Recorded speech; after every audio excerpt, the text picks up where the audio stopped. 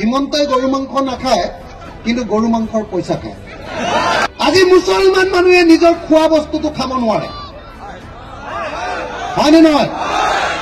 মুছলমান মানুহক দিগদাৰ কৰিবৰ কাৰণে অসমত গো মাংস নিষিদ্ধ কৰিছে, হয়নে নহয়? কিন্তু গো মাংস নিষিদ্ধ কৰোঁতে অকল মুছলমান মানুহৰ লোকচান হোৱা নাই, লোকচান হৈছে আমাৰ ঘৰৰ। আমাৰ ঘৰত আগতে এখাল গৰু ৬০,০০০ টকাত বিক্ৰী কৰিছিলো, এতিয়া এইটো কৰাৰ পাছত আমি এতিয়া ৪০,০০০ টকাতহে গৰু বিক্ৰী হয়।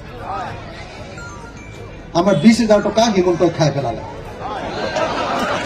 কথাটো গম পালে নে? হয়নে নহয়? কথাটো হয়নে নহয়?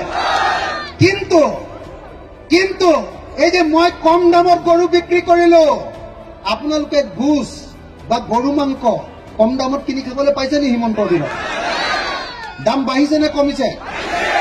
এতিয়া ১ কেজি গৰু মাংসৰ দাম কিমান? ৪০০। ৪০০ৰ পৰা ৫০০।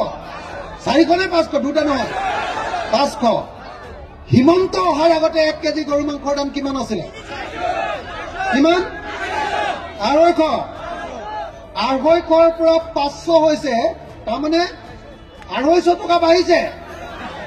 হিমন্তই গৰু মাংস নাখায় কিন্তু গৰু মাংসৰ পইচা খায়, হয়নে নহয়? হয়নে নহয়?